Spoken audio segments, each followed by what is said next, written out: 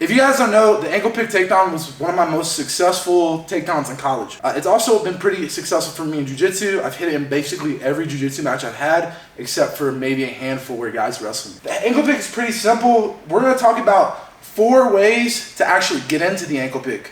All right, we'll finish all the same for each way, but for now we're gonna talk about 4 ways to get into it. The finish is gonna stay consistent throughout the video. The first way that I ever learned an ankle pick is, let's say my partner's leg is back, okay? So now we're gonna assume that we really need to get this guy's leg forward. If his leg's already forward, the same thing applies, except usually you can actually just drop and grab it if you want. But let's say his leg is back, and now I'm gonna grab his wrist, okay? I don't wanna be head to head, I also don't wanna be ear to ear. It's something a little bit in between. I'm gonna take a shuffle step back, and I'm gonna get that leg to step. I don't need anything crazy.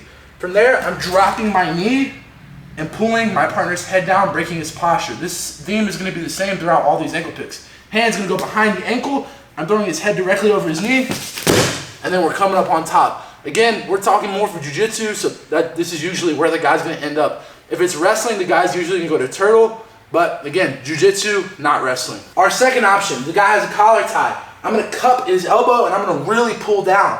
Same idea, pull, drop the knee. Notice I'm really pulling his head down, trying to break his posture, okay? The hand that is on the elbow is gonna go straight to the ankle. Once again, head over knee, come up, and then we can start to look to pass.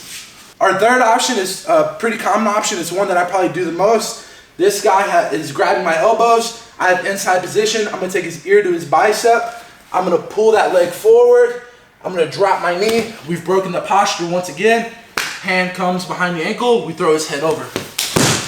And again, we're doing jiu-jitsu, not wrestling, so he's most likely gonna go to his back, unless it's like 80-60 roll sets, and we're gonna need to start to look to pass immediately from that. Last one, this guy has a collar tie. I'm gonna go over tie ankle pick. This one is gonna be the most difficult ankle pick of them all, but again, it's one of the most high percentage ones for me. We're actually gonna switch sides.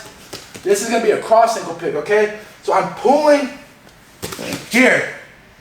Once again, I pull his ear to his bicep and then I walk backwards, boom, and now we elicit that step. This time, my hand that's across from his body is gonna drop in here. So this one's a little bit different than all of them.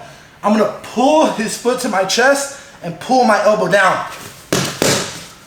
And now, again, for jiu-jitsu, we're gonna go ahead and look to start passing immediately after we do the takedown. Those are 4 ways to score an ankle pick.